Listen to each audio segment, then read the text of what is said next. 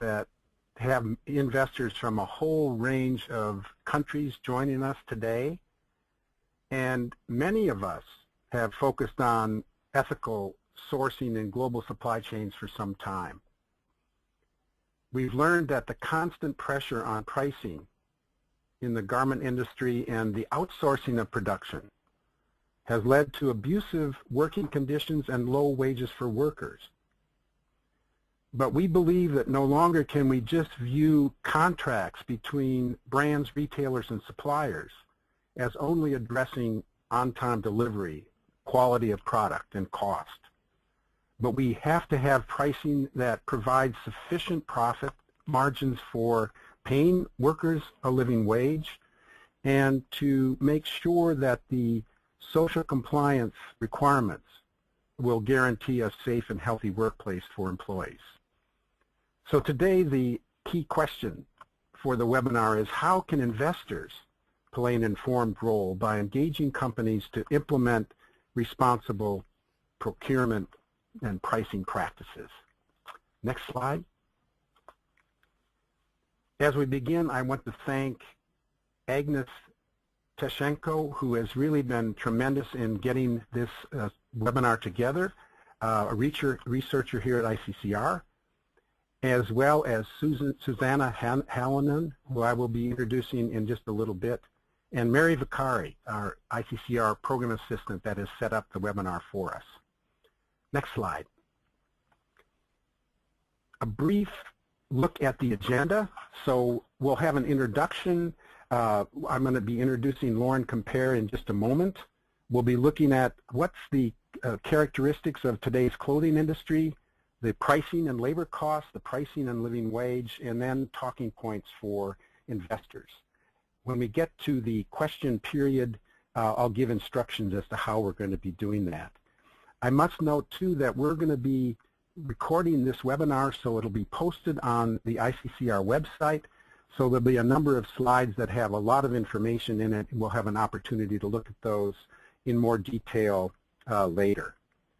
So now I call on Lauren Compare, Managing Director, Boston Common Asset Management, and member of the Governing Board of ICCR, who has been very involved in supply chain issues for a number of years, to hear from you, Lauren, about the investor perspective. Thanks so much. Lauren.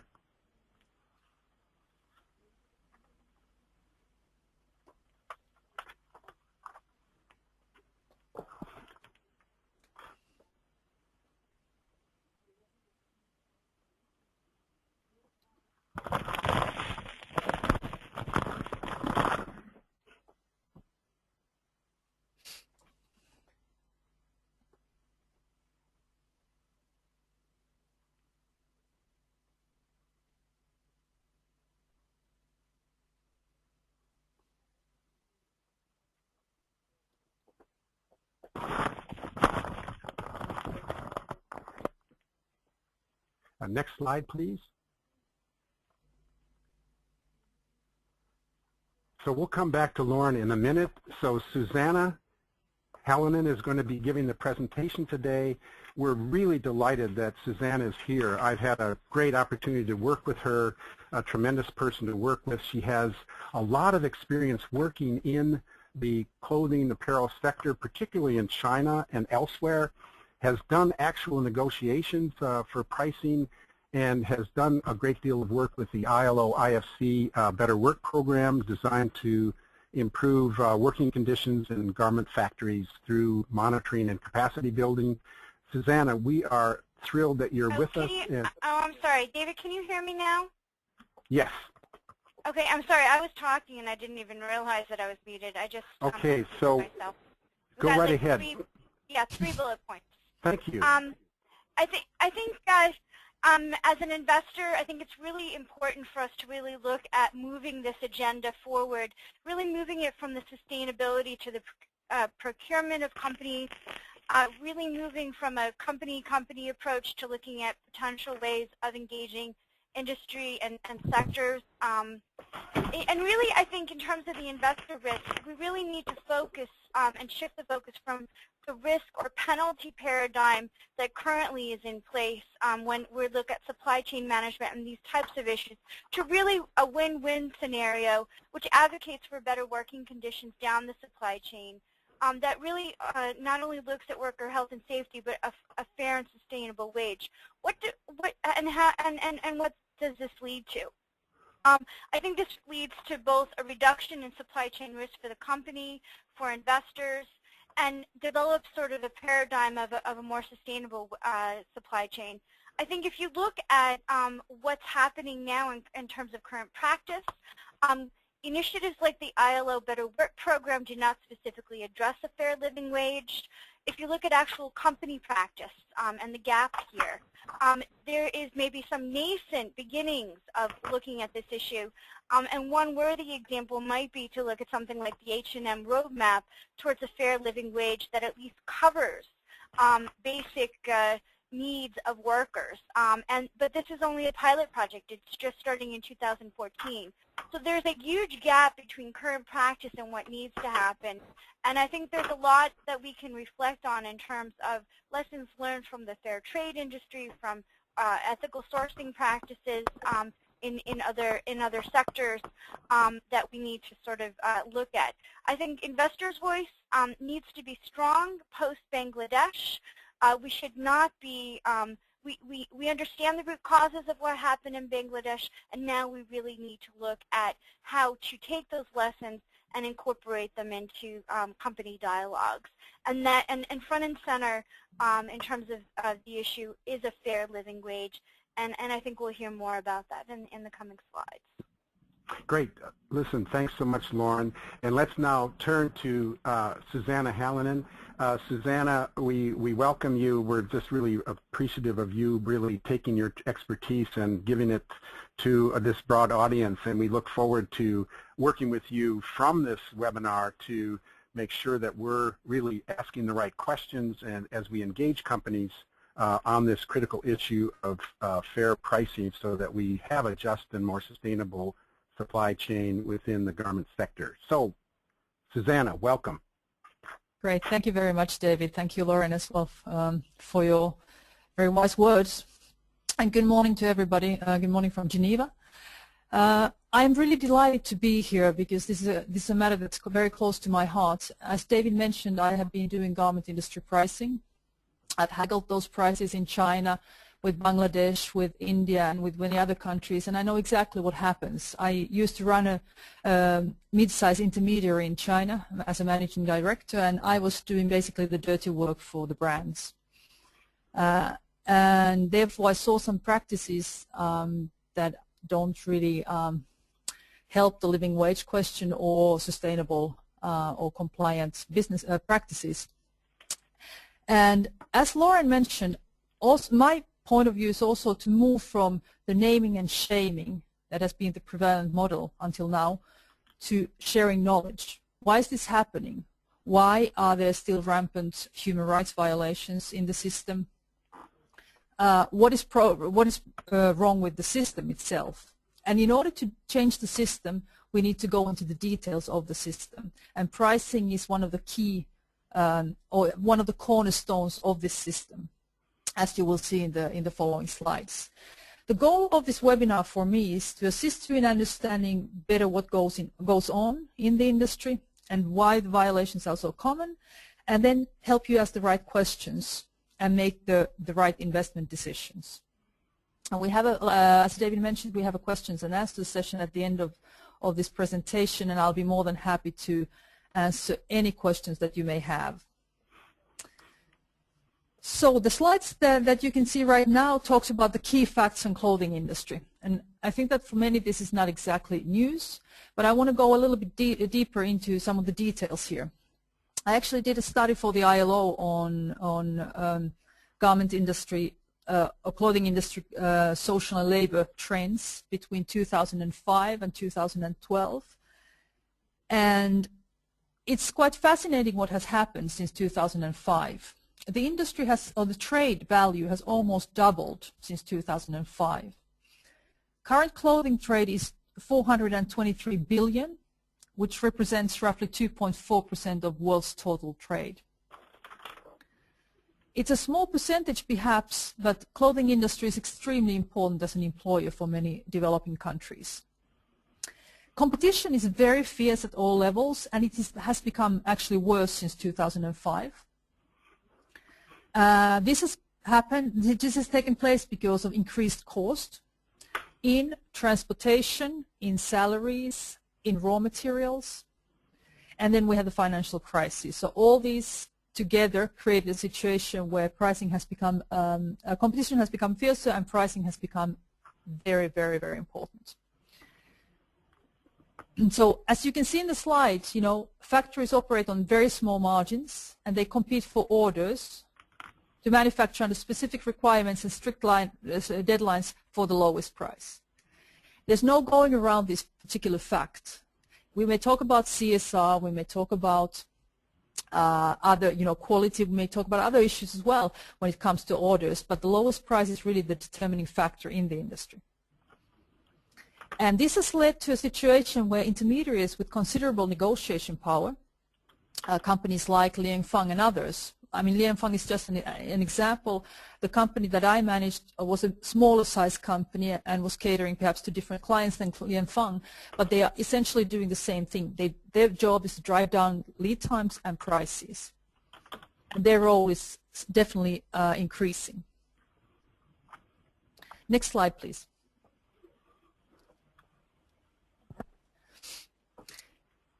The industry is often grouped into one, and when we talk about investment decisions, we often refer, or what's being done is we refer to established brands, the ones that we all know of, the ones that are part of all the multi-stakeholder initiatives, the companies that already have very good CSR programs in place, the companies that are active in the field. However, established brands is just one part of the story. And the company types can be divided into two. There are the established brands and the value players. By value players, I mean those companies, for example, supermarket chains and other chains, usually relatively large in size, that are focused on price. And of these established brands, this is a rule of thumb, but you could say that maybe this represents, established brands represent maybe 20 to 30% of all the companies out there. These companies obviously have very different sourcing strategies. The established brands, as you can see it on the slide, some of them use actually still in-house sourcing. Zara would be a typical case of this, where they produce goods in-house, but this model is definitely on the decrease. So most companies are doing either direct sourcing, or they source through trading companies and agents. And again, these are just figures for you to understand how the sourcing works, but established brands can source anywhere from 40 to 100% directly. This means that some of the established brands have very good factories for those 40% or less or more, you know, whatever they choose to use, but they have, on average, it is from 40 to 100. And the rest is being sourced by trading companies and agents. So the key products, the good quality products, those that actually carry the, you know, the flagship products, they use direct sourcing more often than anything else. And trading companies do the bulk. And as I just mentioned in the previous slide, trading companies' job is to drive down the cost and the lead time. So when you talk to the companies, keep in mind what kind of sourcing strategies they're actually using. It's a very, very big determinant in how their CSR strategy is actually working. When it comes to value players source from, you know, let's say, you could say 80 to 20 rule is a very good rule for the value players. They often source more through trading companies and agents rather than directly. And their sole purpose is to drive down the cost. So as a consequence of these different sourcing strategies, the companies, established brands and value players, they source from first-tier suppliers. And these factories may be the same for both. There's another increasing issue with value players. BRIC countries are increasingly, we are seeing BRIC countries increasingly in the market. And for example, in places like Cambodia, the number of brands that come from BRIC countries and source from Cambodia has increased tremendously and has an impact on social compliance of those factories, because there's a mixed message coming from the established brands and the value players. And if these two source from the same factories, the factories are caught between the rock and the hard place. Then when you go further down from first-tier suppliers, you go to second-tier, to third-tier and home workers. So there's this whole chain that's very difficult to manage, and this has actually become more scattered and more fragmented since 2005. Next slide, please.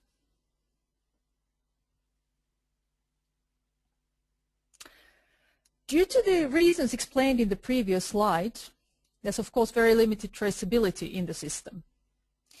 Look at these figures that were published at the end of 2013 by Baptist World Aid Survey. It was done in Australia. However, many of these brands are actually American brands and well-known international brands. So we can generalize the findings. Only 39% of the brands actually, or retailers, actually knew where the products were made. 39%. Only 24% knew where their fabrics came from, and only 7% knew where their raw materials came from. These are significant numbers. So let's look at some of the common industry practices that undermine corporate social responsibility. Next slide, please.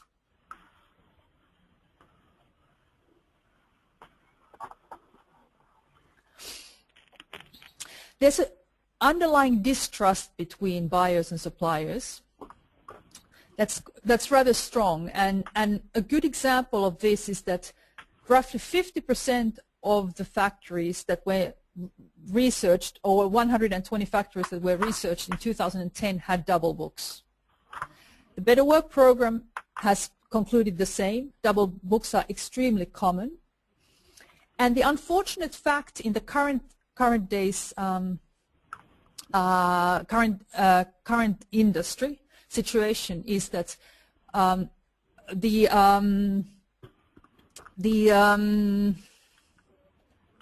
on, excuse me. There's somebody who's trying to send me messages, and that's a little bit disturbing. So excuse me for that. So the best double bookkeeper wins the deal. There are small margins, and terms of payment are dictated, they are not negotiated. On average, those terms of payment have gone up by 15%. They have been prolonged by 15%, excuse me.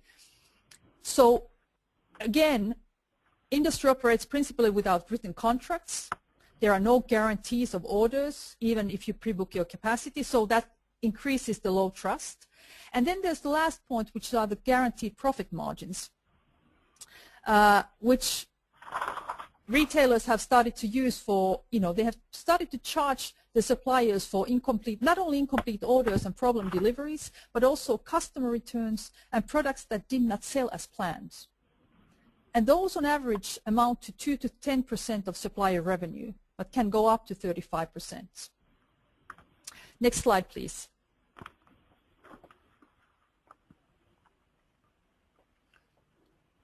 And next slide, please.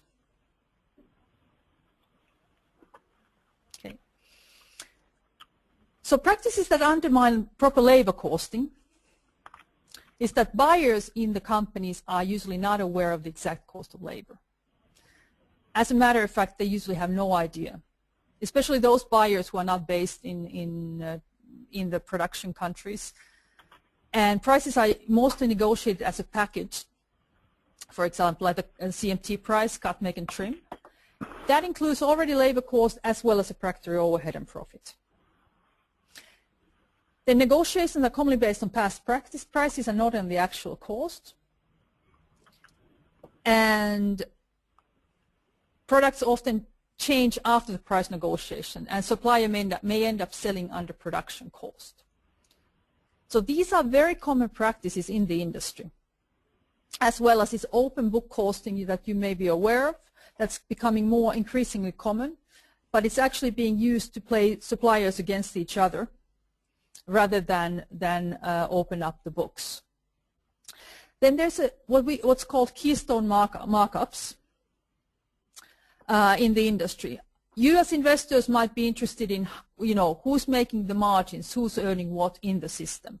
There are different figures out there, and these are just examples. It's a ballpark figure, but as it is quite difficult to have the companies open up their actual costing sheets or the books. But here's a good example of a cost markups for a T-shirt that's being sold for $6.50. The factory price is $6.70, sorry. That's the brand. The brand buys the T-shirt for $6.70 and sells to a retailer for $15, and the retailer will sell the product to you for $50. Next slide, please. Here's another more detailed slide for you, for those who are interested in the breakdown for fair trade cotton, for products. Here's a fair trade cotton T-shirt. Example is from 2008, but it could be translated to this year as well. And it's in pounds, but I'm sure that you can calculate and you can see the proportions. The retail price for the product is 15 pounds, and the FOB price is 2 pounds. Out of this, fabric is more than half. I checked the China prices very recently, and these proportions are still very valid. So factory overhead, including profit, is 50 cents. And again here, the factories don't like to give out the actual profits. But the factories at the moment are working on extremely small margins for the most part. Not all the factories, but we can take the industry average. And bankruptcies have been very common, and in some countries they have been epidemic. For example, in Indonesia, because the factories could no longer keep their system running, and cash flow problems are actually quite common in the industry. Next slide, please. So here you can see a worker's share of that product cost. According to figures from China, very recent figures, wages represent on average 10 to 15% of the factory price in China. So that means that worker earns approximately 70 cents per T-shirt that is sold for $6.70 FOB and retails for $50 US. So in this particular example, the wages represent on average a small percentage of the final retail price. You see different examples of what the wage is of the actual retail price, depending on who makes the calculations, but on average you can say that it's 1.5 to 4%. And an interesting point here is that wage increases would increase FOB prices by an estimated 0.5 to 5%. At the end of this presentation, there will be a slide where you can see more details on what are the exact prices and what kind of increases are we talking about. And please keep in mind that when we look at this T-shirt that costs, for example, $6.70, and the worker gets 70 cents, these are Chinese wages. Bangladesh wage is much lower than the Chinese wage. It would not even be the half of this price. So it needs to be put into perspective and depends on the country. Nominal minimum wages may have increased, but they have actually fallen in real terms. Next slide, please.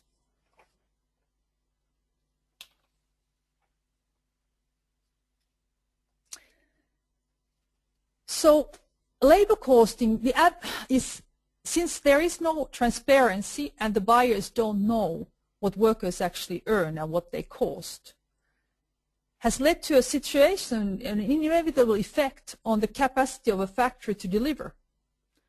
an order at the negotiated price and meet the compliance benchmarks at the same time.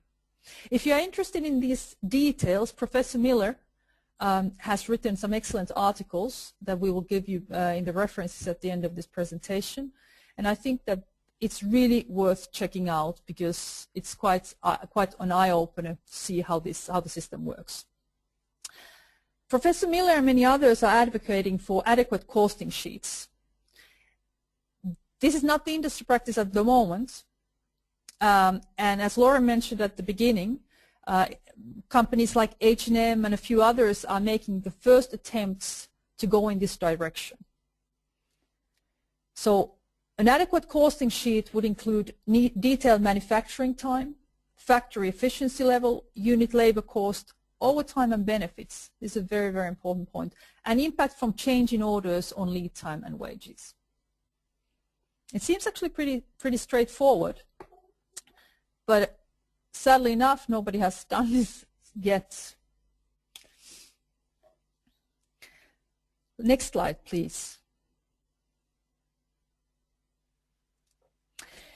So there's a lot of debate at the moment, and at least in Europe, about living wage, and some of the governments have become involved. The Dutch and the German governments recently organized a big conference in Berlin on the subject, and there are many others who are taking legal measures against worker exploitation and human rights abuse.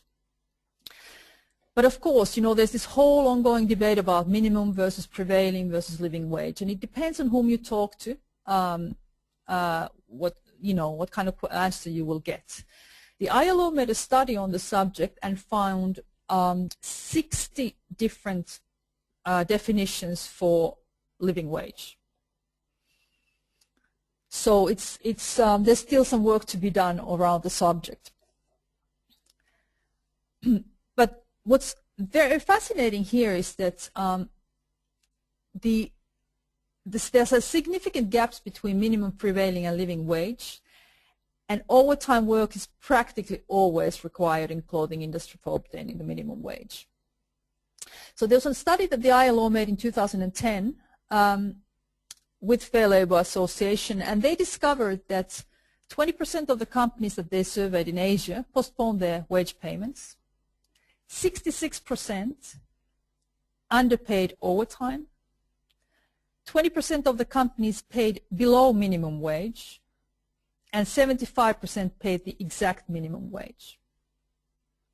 So if 75% of the companies paid the exact minimum wage, and the average working time in the industry was 71 hours per week, that means that overtime work was required for obtaining the minimum wage. Better Work Program published a report last year, and they had concluded that there was excessive overtime in all the factories that they had assessed in all the countries that they work in. So it's a very, very common issue in the industry. And in addition to all these figures, 50% of the companies don't usually pay Social Security payments. They just don't bother because in many countries they are not endorsed. So it's not being seen as something necessary. And for you who are based in the United States, interestingly enough, a study that was made in the US in the clothing industry concluded that 43% of workers in America did not receive legal minimum entitlements, and 71% were not paid correct overtime wages. Next slide, please. Here's a slide for those of you who are not familiar with living wage, what it entails, and there's a website where you can find out more. Next slide, please. So what are the prevailing wages then? Here are some of the main exporting countries, and the living wage in many of the key exporting countries is between $70 and $100 per month. Of course, we can debate whether that's a sufficient salary for people to live on, But I think that the recent unrest in Cambodia and in Bangladesh, in Indonesia, shows that the salaries workers are actually earning at the moment are not sufficient for their basic needs. The next slide shows you the percentage of prevailing wage as of living wage. So the yellow parts are from 2001 and the green ones from 2011. And what you can see here is obviously that that prevailing wage as a percentage of living wage has not increased that much. In some countries it has actually declined. In Guatemala, Honduras, Mexico,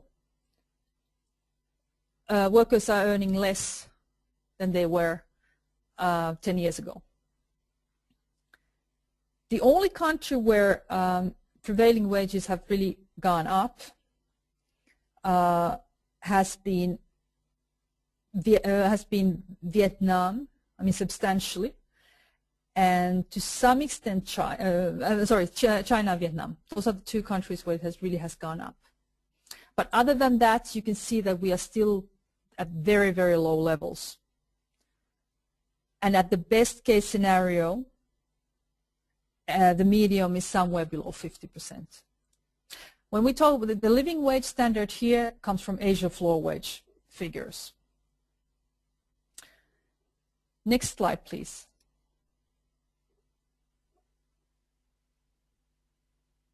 So here are the talking points for you.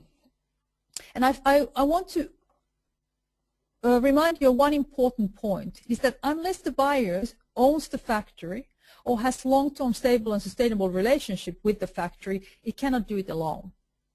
So in as much as these initiatives by H&M, for example, are very good, there needs to be a critical mass that can work on these issues. And the questions that I'd like you to raise with the companies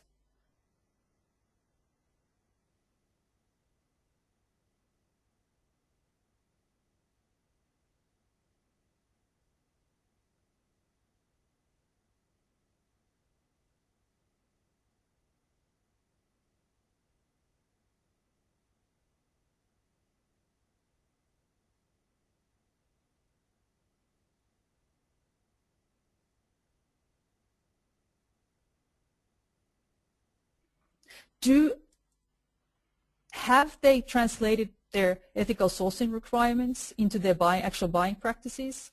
How are the buyers incentivized for these practices, or are they incentivized? At this moment, I would say that there are very few companies out there that are actually able to produce something valid and show that they have translated their ethical sourcing requirements into their buying practices. If they haven't done that, again, which is probably the majority of the companies, what could they do to integrate them? Then when it comes to living wage, are labor costs included in price negotiations? Are fair labor cost practices endorsed? Is management actually endorsing them, or are we still sending that double message where you have to get the lowest price, the shortest lead time, and the best possible corporate social responsibility compliance? And again, what kind of payment terms are being used? Be specific and demand for figures. And of course, money has to come from somewhere. So there are 6 options that the current day companies are actually promoting. One of them is that consumer pays more, which is the fair trade model, or the retailer or brand takes a hit on their margins. Nike's apparel, Altagracia is one example of those. Some companies have tried to find other cost savings in their critical path, such as Gap. And the most common popular trend at the moment is lean manufacturing, improved processes, productivity gains. Walmart, Marks & Spencer, New Look, companies like that have taken a path of improving their suppliers' productivity. Then the 5th option is that the supplier pays more, or the 6th one is that there's an universal increase in minimum wage. but I think that that path will be a little bit complicated. And to conclude, you know, do question wage practices. Has the company adopted the living wage standard or not? Is that standard part of company's code of conduct? And if yes, how do they actually follow up on its implementation? Does the company recognize purchasing and pricing practices have an impact on workers' wages?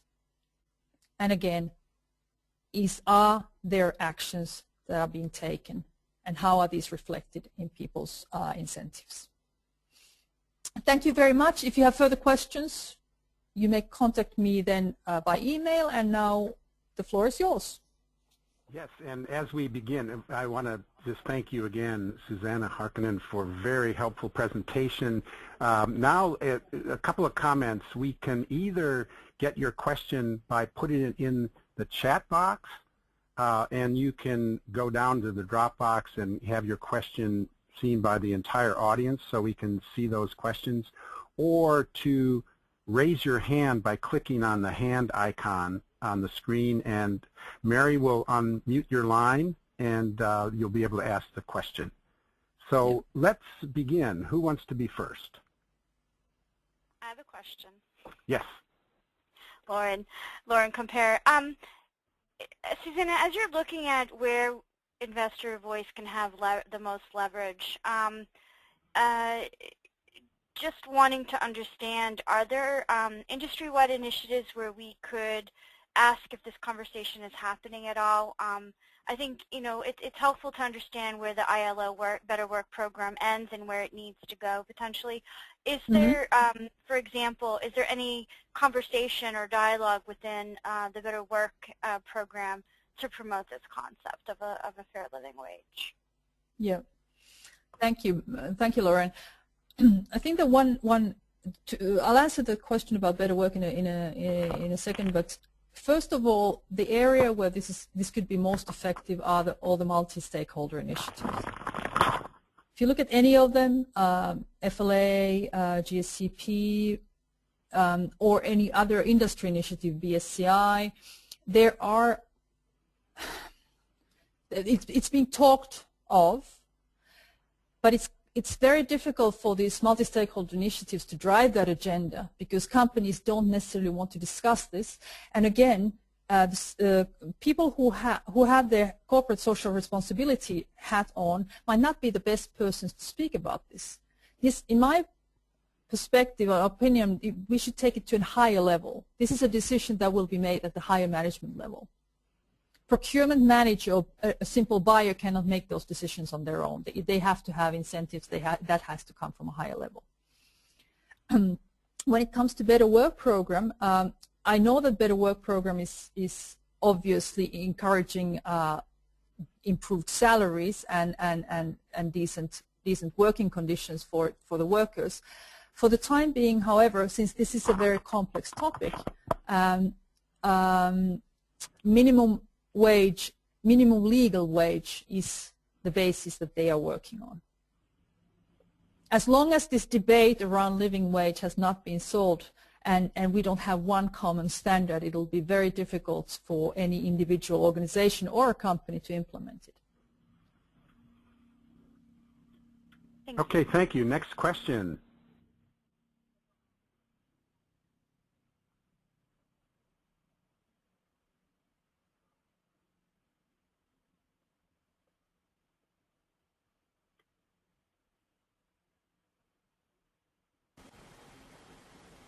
Go ahead. Next question, please. Hello? Yes. Hi, my name is Michaela Kaur. I'm a student at Georgetown University, a graduate student, and I'm working with a professor on one of the programs that you actually mentioned, the Alta Gracia program with Knights Apparel. And I just wanted to know from your perspective and your experience with the ILO and looking at the feasibility of a living wage payment scheme, where do you see the most potential for something like Alta Gracia where the retailer takes the hit on their profit margins? Do you see that as something scalable to the apparel sector, or to supply chains for writ large. Mm. Thank you. Susanna. Thank you. Thank you. Altagracia is an amazing example, an encouraging example for all. But you know, apparel industry is cutthroat. The margins are small for everybody, and I have a little bit of a hard time seeing that this would become the prevailing model, because you need to be very, very altruistic. Right. And yes, to answer your question shortly, I don't think this is a viable model. I think that there has to be another way where everybody is part of the solution. Okay. Mm-hmm. And to add one thing is that I don't think that it's possible to squeeze supplier margins more. Mm-hmm. While there are suppliers that make a lot of money, the large majority of suppliers are not making tremendous amounts of money and are living on from hand to mouth, right. And therefore I don't foresee this as a real solution. Everybody could pitch in a little bit, but if it's only the suppliers or only the retailers or only the consumers, I don't think that it's going to work. Great, thank you. So next question, please.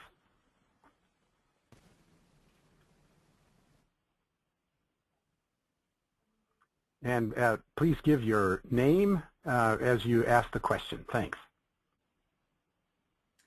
Hi, this is Sarah Nordbrand, Church of Sweden. I have a question for Suzanne. When I've been traveling in some countries in Asia, I've heard some kind of resistance sometimes towards the living wage concept from a few NGOs and also from some unions who prefer advocating instead for collective bargaining agreement. And I was wondering if you've come across this as well, this argument. I know that H&M in their roadmap towards living wages are stressing all these aspects, of course, the need for social dialogue, the need for union rights as key part within the overall strategy to reach better wages and to reach living wage standards. So it would be interesting to hear your thoughts on this. Yeah. Thank you, Sarah. Thanks, Sarah. That's a really, really good comment, and I think that we didn't talk about it here, but of course, you know, freedom of association and collective bargaining are very effective, and they should definitely be included in the debate. I have come across the same comments, same points of view as you have, by some organizations and unions that are not keen on having a living wage concept. At the same time, unionization level is very low in the industry, and in many countries, you know, the union system might not be that effective. So, for example, in Bangladesh, it's at the moment it's at its infancy in many ways, and therefore it will be difficult to, you know, to start from that perspective immediately. There's so much variation from country to country on that particular topic. But absolutely, collective bargaining and freedom of association are the, you know, the road towards that. And I think it might be good for the discussions with the companies to raise both issues in parallel, just to stress that. I think that might be useful. Excellent. Yes. Okay, next question, please.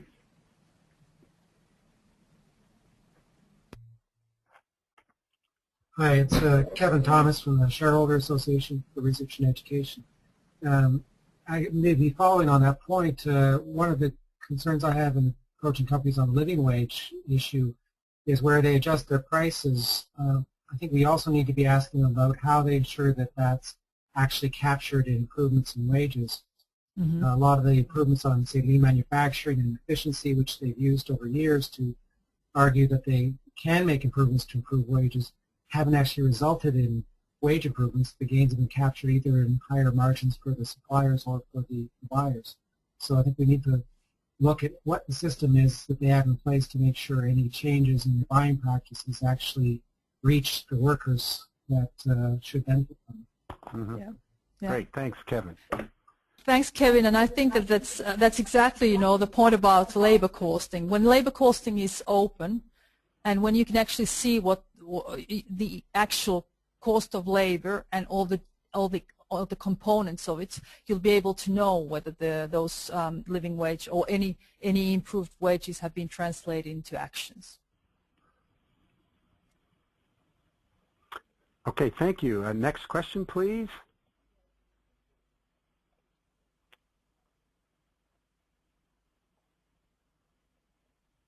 And please give your name. Thanks.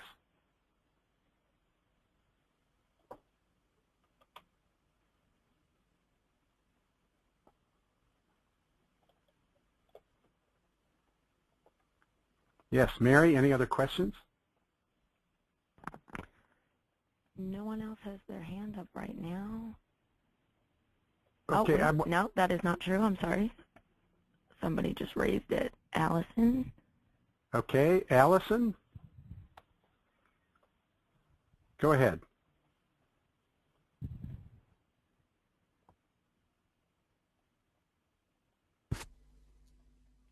Okay, maybe not. She took her hand down. I'm sorry. Okay, so we have one from Omar. Yes, okay. Next question from Omar. Yes, hi. Can you hear me? Yes, thank you. Go ahead, Omar. Hi. I have a couple of questions.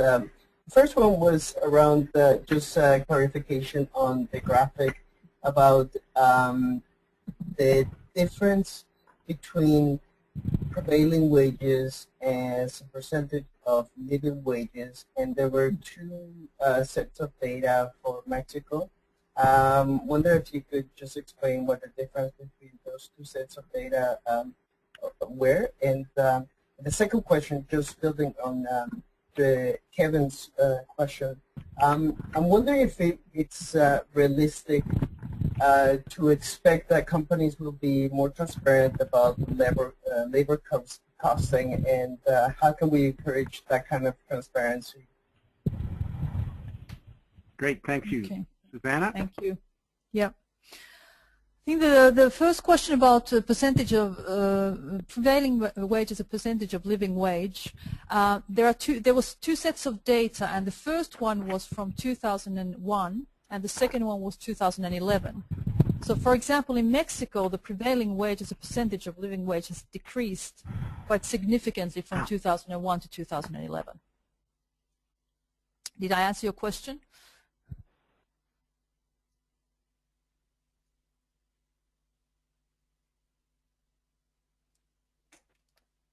Hello? Yes, hi. Yes, hi. I was muted again. But no, I think there were actually two sets of bars for Mexico, and so there were, two sets of the yellow and I believe green. Yeah. And yeah. The first data is from 2001. So in 2001, the prevailing wage was over 90% of the living wage. And since then, the salaries have gone down in Mexico, and the current situation is such that the prevailing wage is less than it was in 2001. So workers are worse off. Okay. Okay, that's good. Thank you. Yeah. And the second question was around the how realistic it would be to expect that companies will be transparent around labor costs. I would love to say that it's it's going to happen very soon, but I am a realist. I mean, like I said, I've haggled those prices, and of course, this is a very sensitive information. I think that what's really important here, and where you can play a significant role, is to start the debate from another perspective. No company can do this on their own, and of course in America there are also the antitrust laws where there's a limit. You can't really work that much together. Collaboration, there are some issues with collaboration, but I think that you can really play a very, very significant role in making that happen in the future. We need to keep an eye on that goal. You may not, and you shouldn't necessarily find a situation where companies share their labor cost with everybody.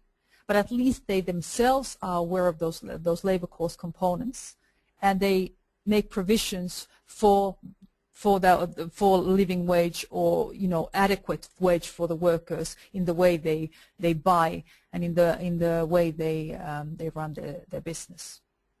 And this is the key issue in the current situation, is that there's well-meaning CSR people and there's well-meaning strategies, there's well-meaning programs.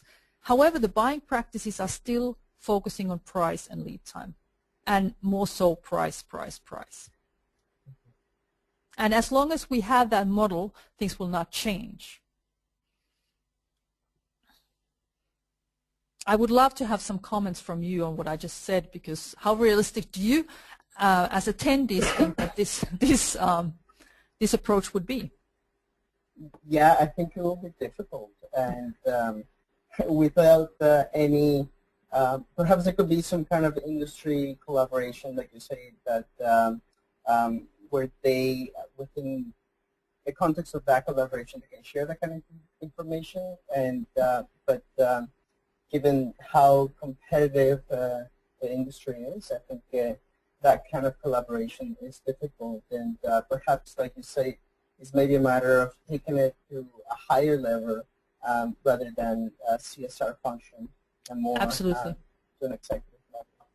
Absolutely, yes. Yes. And one thing we need to keep in mind is that we are talking about a human rights violation here. We are talking about, look at Bangladesh, look at what happened in Bangladesh, look at what's happening in Cambodia, look at what's happening in Indonesia, look at what's happening in a smaller scale in many other places.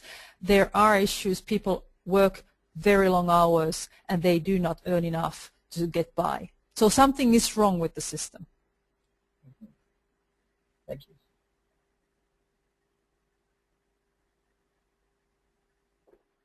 So let's go to the next question. Susan Baker? Mm-hmm. Yep. Susan, go ahead.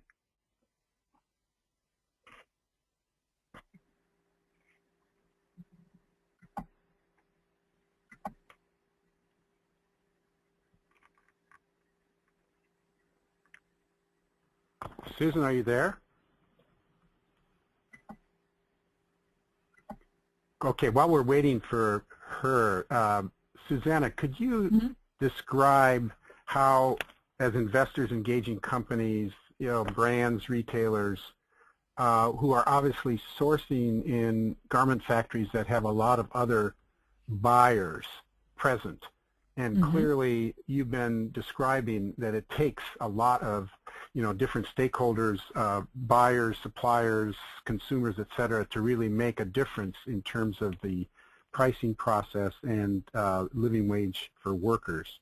But, if you have 6 or 7 buyers in a given factory, what's the best, strategy from a perspective of investors engaging those companies to really get to, a fair pricing process that gets to Kevin's point, who earlier said, you can actually get more of a profit margin for suppliers, but that may not end up with workers. So what are some of the strategies you think might work so that the leverage of a whole range of buyers could be utilized to really make a difference?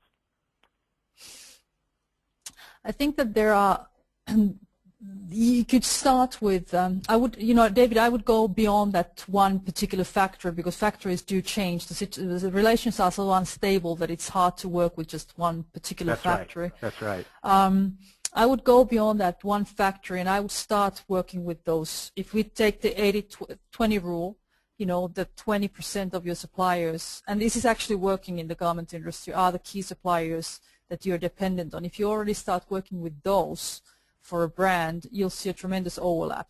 It was quite unprecedented that the Bangladesh Accord and Alliance both published those factory lists of their members. So already there you're able to look at the overlaps, and you're able to assess which factories you could start from. And Bangladesh is an excellent example of this. We already know which factories companies are using, and there you can go and select certain factories where you can start this conversation. However, instead of going to the factory level, I would start the discussions at the higher level. Jyrki Rainer, who's the head of Industrial, is actually currently in Davos, and I think that he has an excellent point of view, saying that you need to talk to people at that particular level. That change needs to happen both at that code of conduct level and buying practices level, little by little, by just incorporating. First step you can do is to incorporate some practices into some sustainable practices into your procurement process. Just the fact that, is your lead time too short? Is your price, are you trying to squeeze the price too much? You know that as a buyer, you know when your supplier is bleeding, and you know when you are going to make them die.